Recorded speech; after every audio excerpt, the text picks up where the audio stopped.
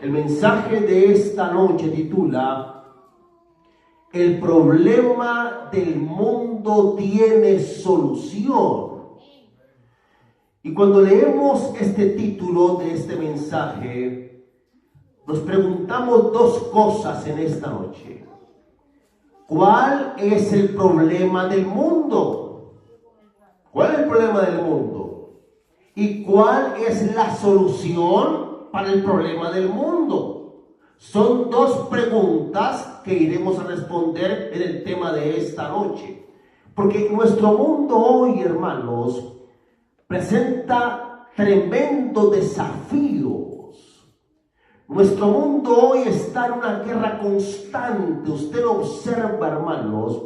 Nuestro mundo hoy presenta grandes desafíos de una forma tremenda. Nuestro mundo hoy enfrenta desafíos, hermanos, en materia de hambre, de sequía, hermanos. Nuestro mundo, en este hemisferio, la gente es afectada por huracanes, tremendas inundaciones. Pero en otras partes del mundo, nuestro mundo hoy enfrenta desafíos de sequías, de hambruna, de una forma tremenda. Pero quiero decirles que ni las guerras, ni las situaciones climáticas son realmente el problema que hoy el mundo tiene. Aún más, nuestro mundo hoy enfrenta desafíos en materia de salud, hermanos. Pasamos de una tremenda pandemia no hace mucho, y hay expertos que indican que quizá viene una pandemia peor para nuestro mundo. Pero quiero decirles en esta noche que ni las guerras, ni los asuntos climáticos, ni mucho menos las pandemias son realmente el problema que hoy nuestro mundo enfrenta. Te preguntarás, ¿y cuál es el problema real que nuestro mundo tiene? Este problema comenzó hace muchos siglos atrás en el cielo. La Biblia define este problema como la batalla cósmica, un conflicto cósmico, hermanos. Dice justamente el libro de Apocalipsis, en el capítulo 12, versículo 7 hasta el versículo 9. Hubo una gran batalla ¿en dónde, iglesia? ¿En dónde? En el cielo. O sea, la guerra que se describe aquí no comenzó aquí en la tierra, hermanos. Este conflicto, según la Biblia, comenzó ¿en dónde? Comenzó en el cielo. Por eso se llama un conflicto o una batalla cósmica, porque traspasó las fronteras de nuestro mundo. Su conflicto cósmico y un conflicto celestial. Hubo una gran batalla en el cielo. Miguel y sus ángeles luchaban contra el dragón, y lucharon el dragón y sus ángeles, pero no prevalecieron, ni se halló ya lugar para ellos en el cielo. La Biblia presenta que este conflicto que comenzó en el cielo, estaban peleando Miguel, que es ¿quién, iglesia? Cristo, y sus ángeles luchaban contra el dragón, que es ¿quién? El diablo, sus ángeles. Pero la Biblia dice que en este conflicto que comenzó en el cielo, comenzó ya ganando, y di amén bien fuerte, Cristo Jesús. Amén. Tremendo, hermanos. Ese conflicto que comenzó en el cielo no terminó en el cielo. La Biblia dice: y fue lanzado fuera el diablo, y fue lanzado ¿a dónde, iglesia? ¿A dónde? A este mundo. Qué tremendo, hermanos. Este mundo que la Biblia lo presenta como un mundo perfecto, así lo describe la palabra del Señor. Un mundo que la Biblia dice que todo era bueno en gran manera. La flora, la fauna, todo era perfección. El ser humano era perfecto, todo era armonía, todo era paz, porque todo había salido directamente de las mismas manos del Creador. Amén, hermanos. Ese mundo perfecto, hermanos, allí Dios colocó en el huerto del Edén a Adán y a Eva. Y la Biblia dice que Dios hizo provisión para que ellos pudieran comer de todo árbol que había en el huerto del Edén. ¿Saben que es algo muy especial, hermanos? Porque todos los frutos que hoy hay en el mundo entero, hay países que producen unos frutos, otros países otros frutos y así. Pero ¿saben que en el huerto del Edén, ese huerto que Dios creó, en ese huerto se podían encontrar todos los frutos que hoy hay en el mundo? Es tremendo, todos sin ningún tipo de excepción. Cuando Dios estableció a Adán y a Eva en ese huerto del Edén y le dijo: ustedes pueden comer de todo árbol del huerto que hay aquí, pero Dios dio una orden, está aquí, en el libro de Génesis capítulo 2 versículo 17. Mas del árbol de la ciencia, del bien y del mal, no comerás. O sea, ellos podían comer de todo árbol del huerto del Edén. Tenían disponibilidad para todos aquellos árboles y frutos. Pero Dios había dado una orden expresa. Había un árbol en aquel huerto que no pertenecía a Adán y a Eva. Le pertenecía ¿a quién? A Dios. Y hermanos, aquí hay un principio muy importante, porque esto nos indica que el hombre no es el dueño de este mundo. O sea, cuando se ubica en una parte a una persona y se le dice: aquí usted va a tener acceso a todo menos a esto, eso indica que esa persona no es el dueño de ese territorio, es simplemente un mayordomo, un administrador, porque esa sola cosa que no le pertenece hace que él no sea el dueño. ¿Me hago entender ese punto, hermanos? ¿Me hago comprender? Lo mismo pasó con Adán cuando Dios lo creó y lo puso en el huerto del Edén. Le dijo: ustedes pueden comer de todo el árbol que hay aquí en este huerto del Edén. Pueden comer, tienen acceso para comer. Pero hay un fruto, hay un árbol que ustedes no le pertenecen. Ese árbol le pertenece ¿a quién, hermanos? A Dios. Y ese acto indica que el hombre no es el dueño de este mundo, que el hombre simplemente es un mayordomo en este mundo, que el hombre es simplemente un administrador de lo que hay en este mundo, porque el dueño de este mundo, digan amén bien fuerte, es Cristo Jesús. Amén. Es un principio de mayordomía, hermanos, que está ahí en la palabra del Señor. Dios dijo: mas del árbol de la ciencia del bien y del mal no comerás, porque el día que de él comieres, ciertamente, ¿qué cosa? Morirás. Qué tremendo, hermanos. Porque en este versículo encontramos la prueba de la obediencia. De hecho, es la prueba de la obediencia. De paso no sabemos qué fruto era. En esto la gente especula mucho. Y el fruto es lo menos importante en este punto. Eso no es lo relevante. El fruto no era un fruto que tuviese algo especial, algo mágico. No, hermanos, era un fruto cualquiera. No sabemos qué es porque la revelación no lo indica. Pero lo que encontramos aquí se llama la prueba de la obediencia.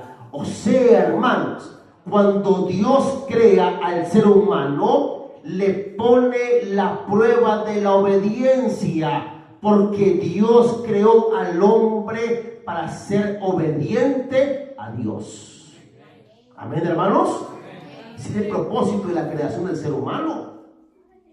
Y sigue siendo el plan de Dios con nuestra vida el día de hoy. Que podamos ser obedientes para siempre a Cristo Jesús. La Biblia dice aquí en este pasaje que cuando ellos comieran de ese árbol, ciertamente, ¿qué cosa, iglesia? Ahora, alrededor de esta frase han habido dos interpretaciones. Por ejemplo, algunos piensan que cuando el hombre comió del fruto, comenzó a morir espiritualmente, porque pecó, desobedeció y comenzó a morir espiritualmente. Otros piensan que esa frase indica que el hombre comenzó a degradarse físicamente, pero de hecho Adán murió 930 años después. Pero saben que ninguna de las dos frases e interpretaciones, cuando la Biblia dice, por ejemplo, acá, que ciertamente morirás, esta expresión ciertamente morirás, no indica en ninguna manera, si esto me está pasando aquí en forma lenta, no indica ni que comenzó a morir espiritualmente, ni tampoco comenzó a degradarse físicamente. Pues, ¿qué significa eso, pastor? ¿Qué significa la frase que cuando el hombre pecó, dice la Biblia, ciertamente morirás? Pero para comprender esa frase tenemos que primero definir lo que la Biblia llama la naturaleza de la muerte. Bajo el concepto bíblico hay dos clases de muerte. Hay una muerte que es la consecuencia del pecado.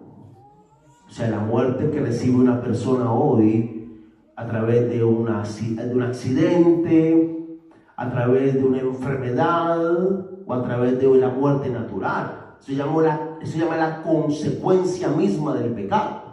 Pero la Biblia presenta que hay otra clase de muerte que es la paga del pecado. De hecho, el apóstol Pablo escribió allá en Romanos capítulo 6 versículo 23, porque la paga ¿de qué cosa, iglesia? Del pecado es ¿qué cosa? Es muerte. O sea, aquí la Biblia define que hay una muerte que es la paga del pecado.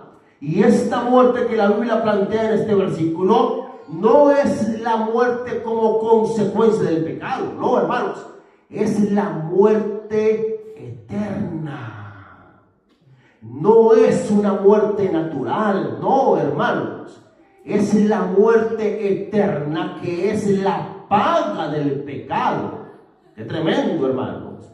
Y aquí Pablo menciona, porque la paga del pecado es la muerte, mas la dádiva de Dios es vida eterna en Cristo Jesús, Señor nuestro. ¿No decimos amén esta noche?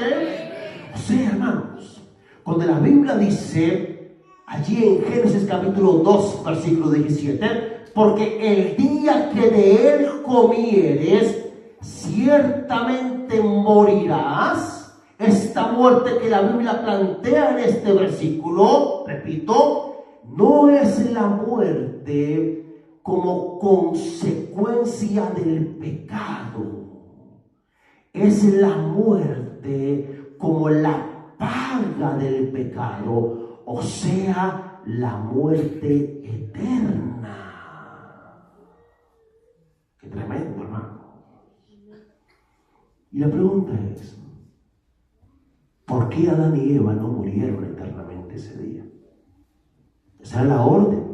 Los comen del fruto y tendrían que morir. Y morir eternamente. ¿Por qué no se puso en efecto esa orden que la misma Biblia allí presenta? Oh, hermanos, la respuesta a esa pregunta la encontramos acá en el libro de Apocalipsis, capítulo 13, versículo 8. Cordero que fue inmolado, ¿desde cuándo, hermanos? Desde el principio del mundo. Ahora pregunto, ¿quién es el Cordero en la Biblia? Cristo. Y la Biblia dice aquí, Cordero que es el Hijo, o sea, Cristo, que fue inmolado. ¿Y qué significa el término inmolado, hermanos? Sacrificado, una muerte sacrificial. Y la Biblia dice aquí, Cordero que es Cristo, que fue sacrificado. ¿Desde cuándo? ¿Y cuándo es eso? ¿Cuándo fue eso? ¿Cuándo fue el principio del mundo, hermanos? ¿Cuándo fue eso? Por lo menos antes que el mundo fuera creado. Pero ¿cómo así? O sea, ¿cómo así que la Biblia dice que el Hijo, que Cristo fue sacrificado desde antes que el mundo fuera creado? Si Cristo recién murió hace 2000 años atrás. ¿Cómo podríamos explicar ese punto en esta noche? ¿Cómo podríamos explicar y concordar que si Cristo murió hace 2000 años atrás, la misma Biblia diga que Cristo fue sacrificado? ¿Cuándo? Antes de la creación. ¿Cómo así, hermanos? ¿Cómo así? Escúchame bien. Como dice el docente en el colegio aquí en Estados Unidos, listen please. Listen please. Cuando el hombre pecó, ya había alguien destinado para ocupar su lugar. ¿Escucharon bien? Lo digo de otra manera. El pecado no tomó por sorpresa a Dios. ¿Amén? Amén. Cuando el hombre pecó, ya había alguien para ocupar su lugar. ¿Amén? Amén. Y ese es Cristo Jesús. Amén. Y eso es lo que se conoce en teología, hermanos, como gracia. ¿Qué es la gracia? Que la leemos tanto en la Biblia, y que la gracia, y que la gracia, y que la gracia. Hermanos, la gracia simplemente es la oportunidad que Dios le concedió a ese ser humano que había pecado, que siguiera viviendo, pero no para que siguiera viviendo en su mismo pecado, sino para que siguiera viviendo y alcanzase, gloria al Señor, salvación y vida eterna. Eso es gracia, hermanos. Eso es gracia para el pecador. Y esa gracia no comenzó, como algunos creen o enseñan, no comenzó en la cruz del Calvario. No, hermanos. Aquí simplemente la Biblia dice que el Señor Jesús confirmó esa gracia, porque según la misma Biblia, dice en Romanos capítulo 5, versículo 20, mas cuando el pecado abundó, ¿qué abundó, hermanos? Abundó la gracia. O sea, cuando el pecado aparece en este mundo en forma paralela, también aparece la gracia, porque la gracia es la solución que Dios trazó para el hombre que había pecado. La gracia, hermanos. De paso, el Señor Jesús, hermanos, murió en la cruz del Calvario. Amén, hermanos. ¿Y por qué hoy? Y surge una pregunta muy importante. ¿Por qué hoy, cuando tú y yo pecamos, no morimos eternamente? Porque la Biblia dice, ese versículo sigue estando vigente para el día de hoy. Mas el árbol de la ciencia del bien y del mal no comerás, porque el día que lo comieres, ¿qué cosa, iglesia? Ciertamente morirás. ¿Y por qué tú y yo hoy, cuando comemos de aquel fruto, no morimos? ¿Por qué? Tendríamos que caer muertos. ¿Por qué no morimos, hermanos? ¿Por qué? Porque ya el Señor Jesús murió por ti y por mí en la cruz del Calvario. ¿Cómo se llama eso? Gracias. No creas que estás vivo esta noche.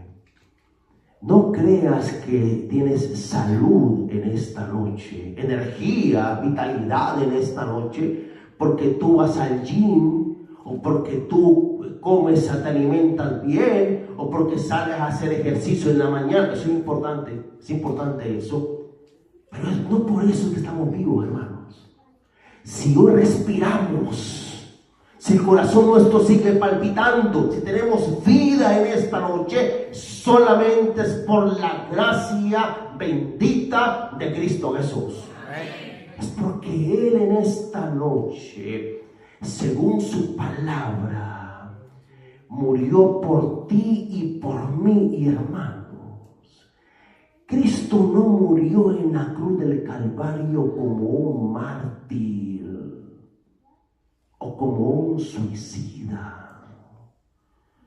A veces vemos las imágenes que nos recrean en la televisión, en las películas, como La Pasión de Mel Gibson, y vemos esas imágenes que nos impactan, imágenes fuertes de cómo a Jesús lo castigaron, lo azotaron, lo crucificaron, y decimos: wow, qué pesar de ese hombre, miren cómo murió. Hermanos, Cristo no murió como un mártir. Cristo no murió como un suicida, porque si Cristo hubiese muerto de esa manera, no podría haber sido el Salvador de la humanidad.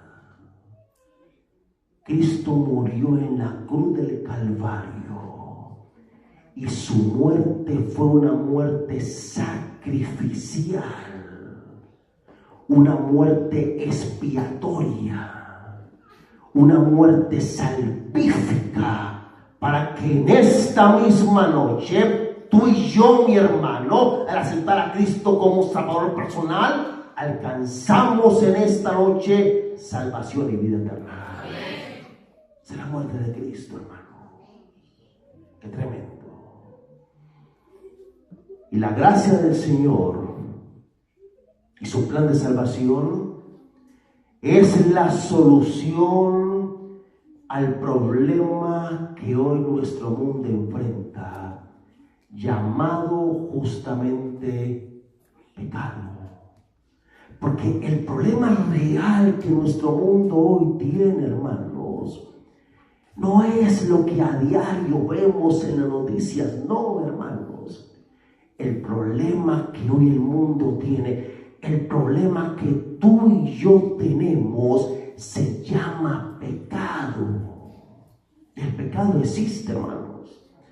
La ciencia que se ocupa hoy del comportamiento humano, como la psicología, como la sociología, intenta explicar científicamente por qué el hombre se comporta así, por qué hay homicidas, por qué hay violadores, por qué hay ladrones, y se intenta explicar desde un ángulo científico ese comportamiento humano.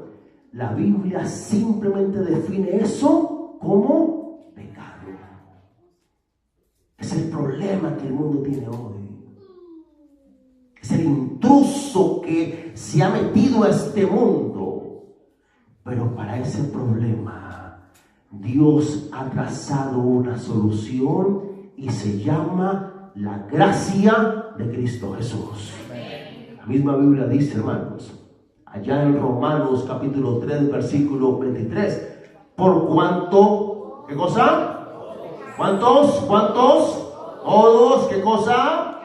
Pecado. Yo pregunto en esta noche, ¿hay alguien aquí que no ha pecado? ¿Podría esta noche alguien levantar la mano y decir, yo no he pecado? ¿Podría alguien levantar la mano en esta noche? Porque al momento que levantan la mano, ya has pecado. Has mentido. Porque la Biblia dice que todos, ¿qué cosa? Han pecado. O sea, los que vinimos aquí al templo somos pecadores.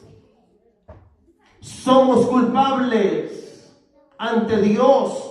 La misma Biblia dice, por cuanto todos pecaron y están destituidos, no de la gracia, porque gracia tenemos, sino de la gloria de Dios. Esa misma gloria que Dios le creó al hombre antes de pecar, esa gloria perfecta y que el hombre perdió cuando pecó. El plan de Dios ahora, hermanos, con su gracia, es que nosotros podamos recuperar con el poder del Señor esa misma gloria de Cristo Jesús. Se ha Dios con nuestra vida, hermanos. Pero el pecado que ha entrado en nuestro mundo ha traído consecuencias tremendas, hermanos. Una de ellas es que ha producido una separación entre el hombre y Dios de una forma tremenda. ¿Por qué es que al hombre le cuesta tanto aceptar al Señor, hermanos?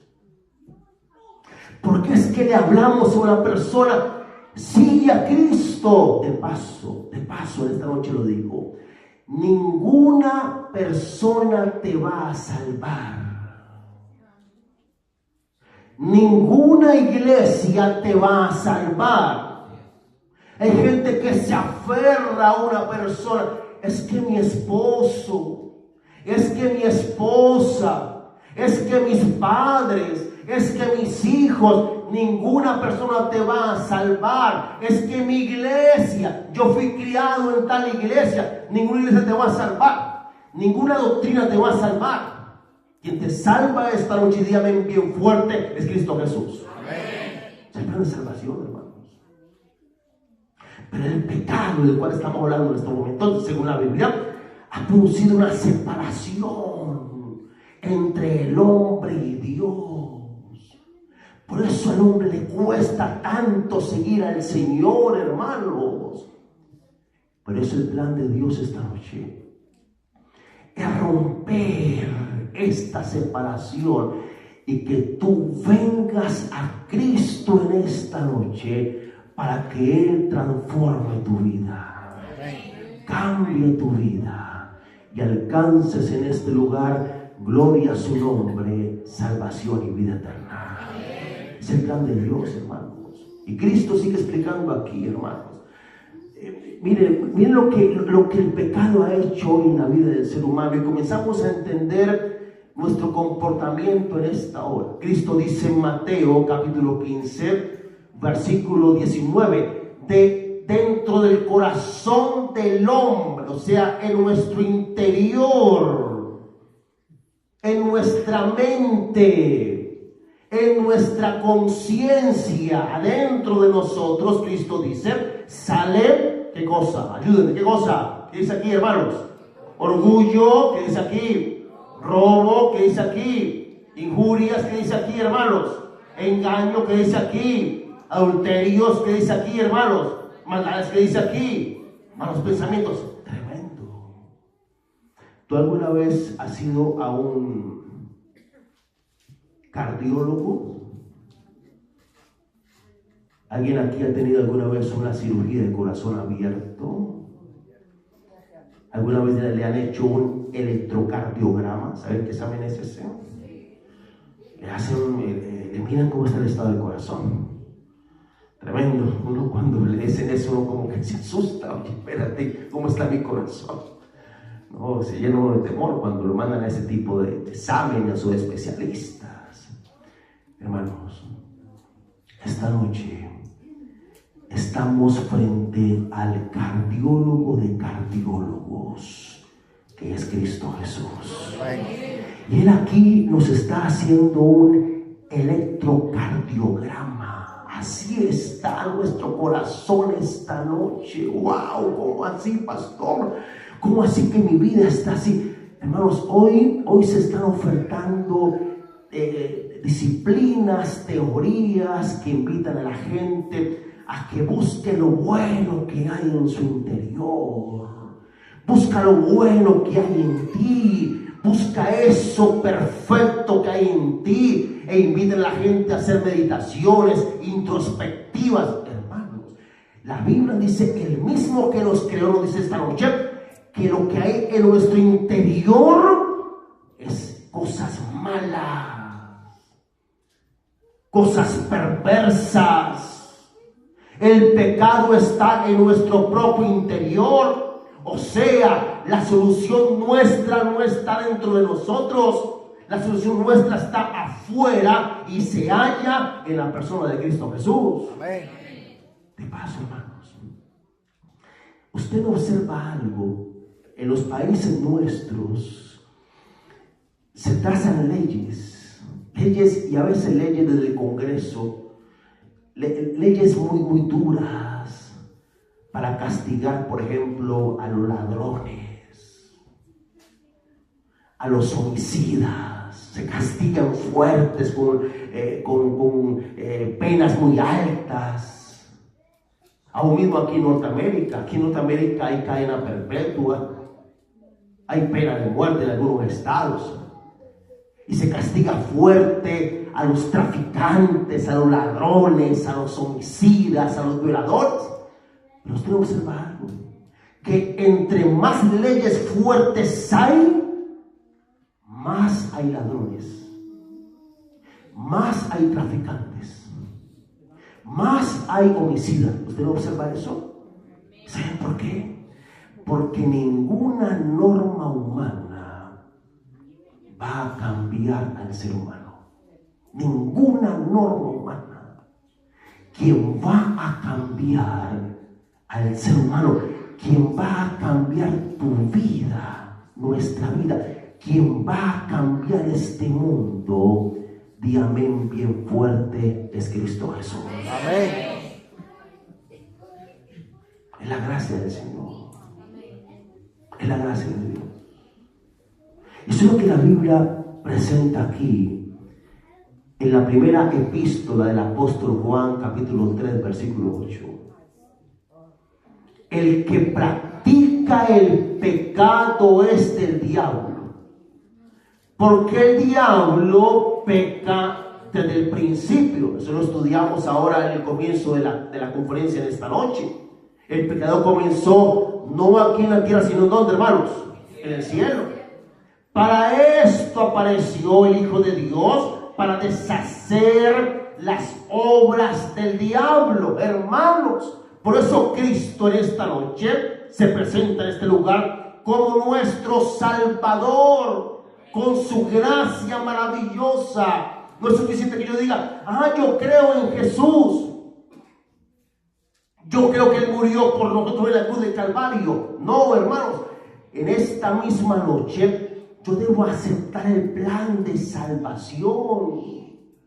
Debo hoy abrirle mi corazón a Cristo en esta noche.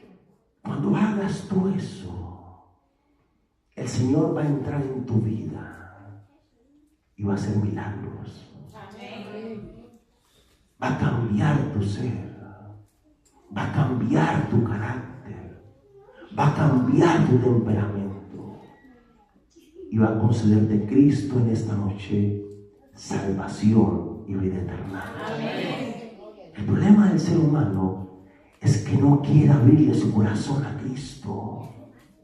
Cuando le abras tu corazón a Cristo y le des esta noche la oportunidad a Cristo, Él va a cambiar tu vida desde ahora y para siempre.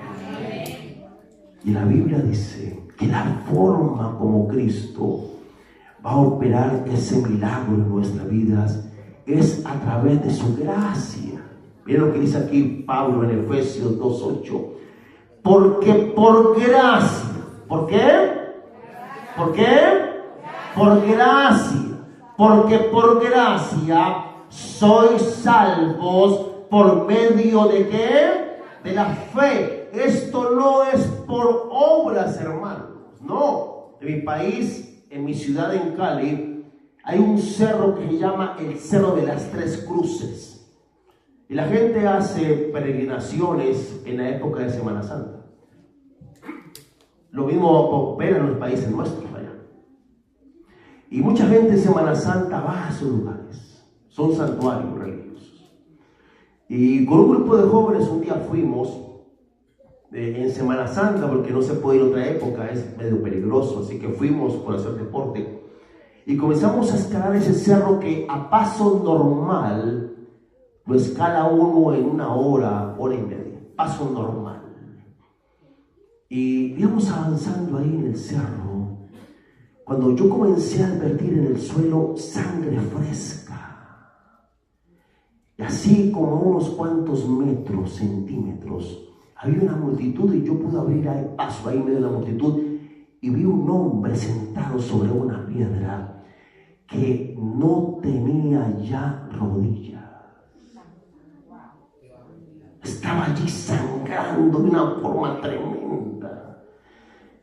Ese hombre estaba subiendo ese cerro de rodillas.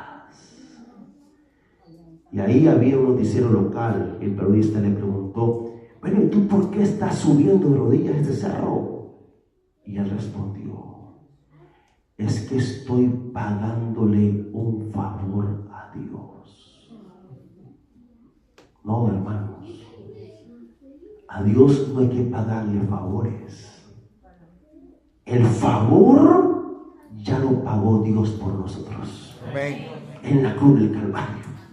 Para que en esta misma noche, no por obras, ni por ningún acto humano, sino para que tú y yo esta noche, aceptando a Cristo como Salvador personal, gloria a su nombre, alcancemos salvación y vida eterna. Eso es lo que la Biblia aquí presenta, hermanos. Porque por gracia sois salvos por medio de la fe. ¿De la fe en quién? ¿En un ser humano? ¿En una iglesia? ¿En una doctrina? ¿Por la fe en quién? ¿En quién? Dilo bien fuerte, ¿en quién? ¿En Cristo Jesús decimos amén esta noche? Miren cómo termina aquí el versículo. Pues esto, todo esto, ¿es qué cosa? ¿Es qué cosa? Un don de Dios, te pregunto, ¿te lo mereces? Te pregunto, ¿este regalo te lo mereces? ¿Sí o no, hermanos? Tú y yo, ¿qué merecemos? ¿Y cuál muerte? La muerte eterna. Porque somos pecadores. Porque somos culpables. Porque entramos por esta puerta del templo siendo culpables en esta noche, con una carga aquí en la espalda de culpabilidad. Pero en esta noche Dios te ofrece su gracia maravillosa. No te la mereces, no la merecemos. Pero si Dios te da este regalo esta noche, es porque Él te ama y desea verte en el reino de los cielos. La Biblia dice: pues es un don, es un regalo. ¿De quién, hermanos? Dios. Y los regalos solo se hacen efectivos cuando tú los aceptas, cuando tú los recibes. Por eso en esta noche, hermanos, justamente en esta noche, el mismo Señor que murió por ti y por mí en la cruz del Calvario, ese mismo Cristo que entregó su vida por ti y por mí en la cruz del Calvario. Ese mismo Cristo es el que te invita en esta noche para que tú recibas ese regalo de la gracia del Señor. No la mereces. Te mereces la muerte eterna. Pero esta noche el Señor te da este regalo maravilloso para que tu vida cambie, para que tu vida sea transformada y para que tu vida en esta misma noche alcance salvación y vida eterna. Yo no sé cuántos en esta noche en verdad desean decirle al Señor: Señor, yo quiero hoy recibir esta gracia maravillosa. Deseo hoy, Señor, ya entiendo, ya comprendo el plan de salvación. Ya comprendo que tú moriste por mí en la cruz del Calvario. Ya comprendo que merecía la muerte eterna. Y ya entiendo esta noche que estoy vivo por la gracia de Dios. Y ya comprendo en esta noche que tu gracia es la que tiene que llevarme en esta hora para que yo sea salvo. Y quiero en esta noche, Señor, aceptar esta gracia, este plan de salvación, para que hoy mi vida sea transformada, sea cambiada por el poder de Cristo Jesús. Amén.